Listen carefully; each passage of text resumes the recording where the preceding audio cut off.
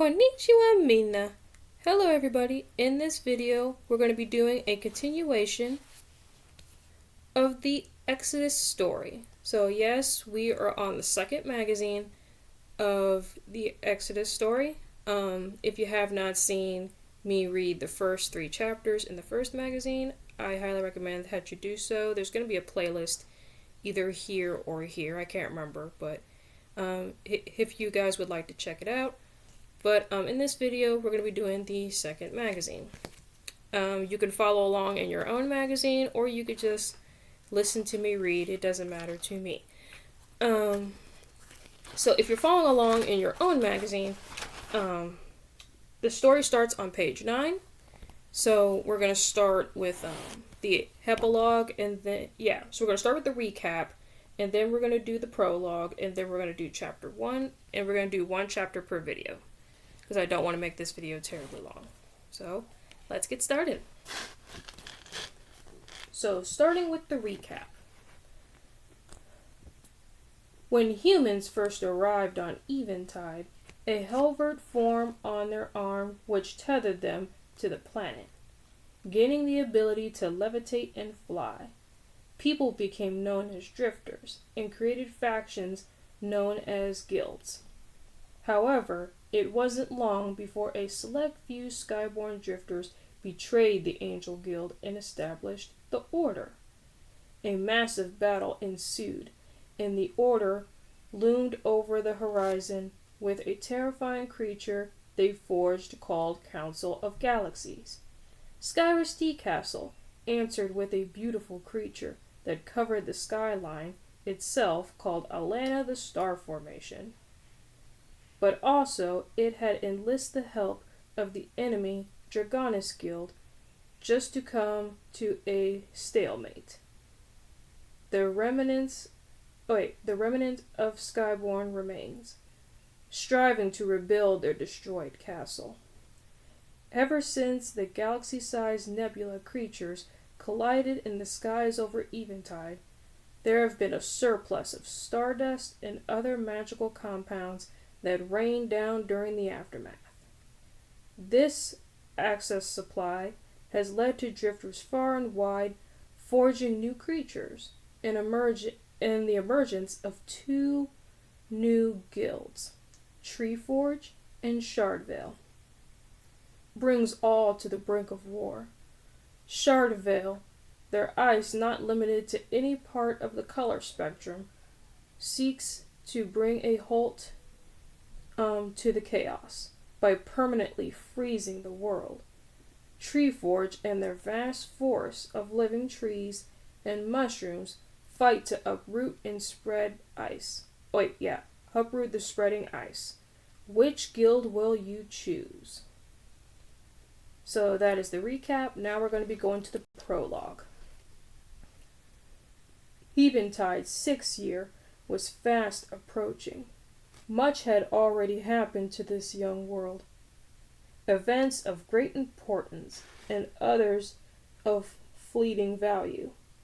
But this tale begins elsewhere. A sort of world between worlds that has neither Earth nor Eventide.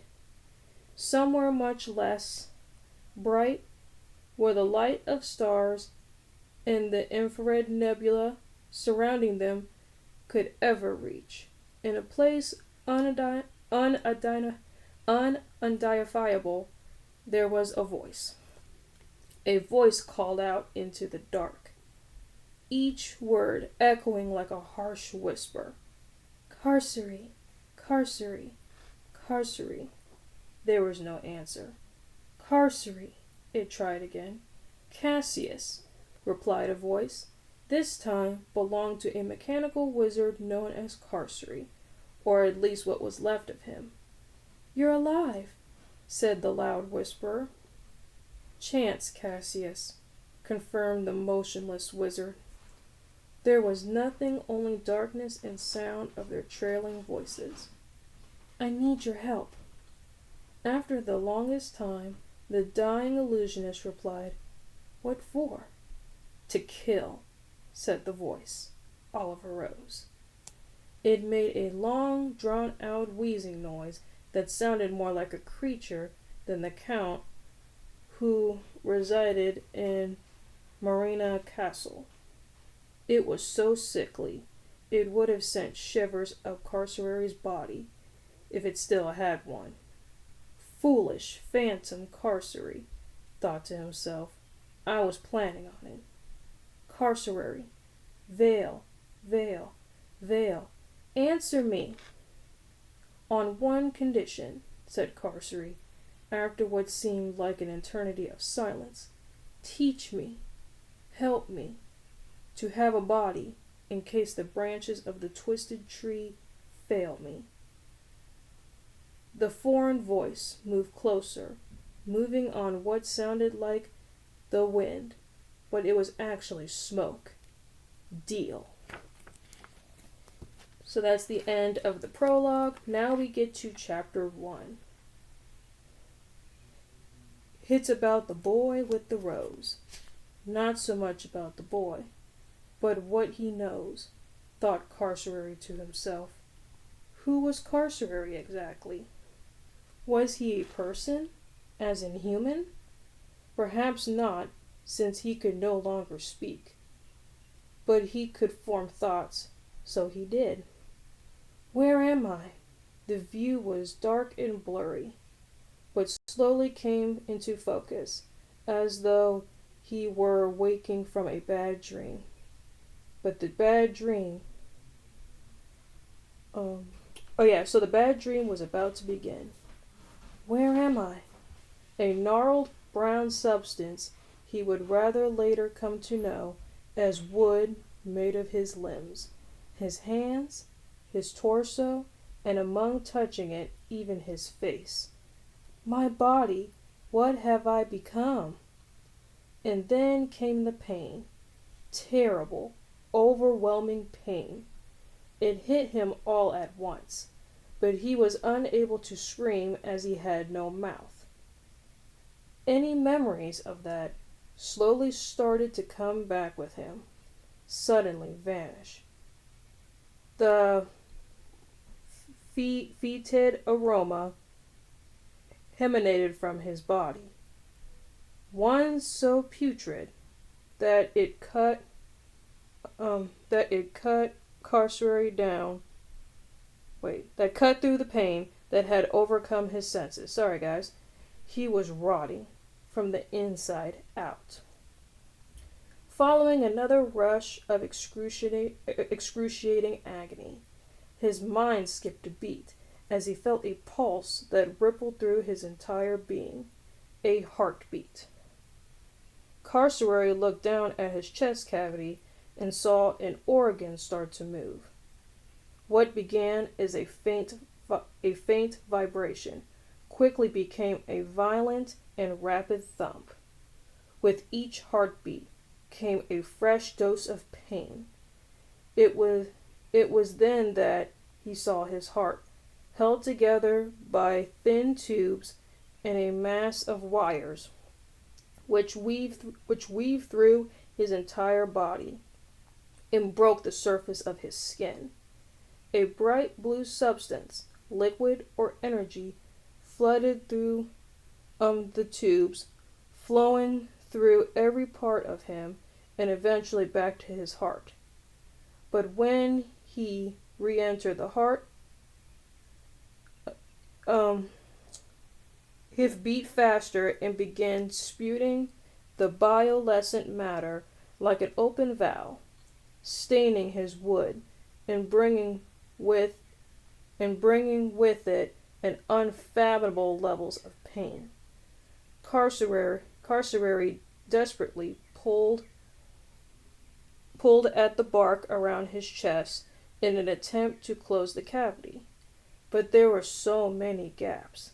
Still, he reconfigured his tangled composition until the majority of the blue ooze was contained. With that, he felt a smidgen of relief. He couldn't tell if the pain was actually any less, but he instinctively knew that he needed to refrain as much of the blue stuff as possible if he was going to survive. They sort of reminded him of veins. Yes, that's right, veins. He once had such a thing.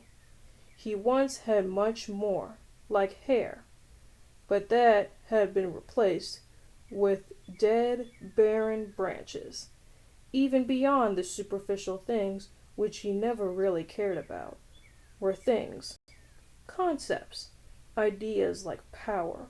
He once had so much power, but then it was taken from me by the boy with the rose. Carcerary staggered towards, angrily moving toward a distant grove, where he would meet more of his kind. Yet none would be able to sympathize with him, as none could truly reason as he could. He stumbled on his way towards those dancing orbs, those playing creatures called fireflies. They gave off more light than he needed it. He craved it. He craved it even. He was sick of dark, where he had been trapped. The luminosity of the liquid pumping through his tubes helped him find a way. Despite the pain, he knew somewhat fond of the blue color and left a trail of energy in his wake. The stuff gave him drive, and he needed to find more of it. A burning image of the boy with the white rose on his neck was etched into his memory.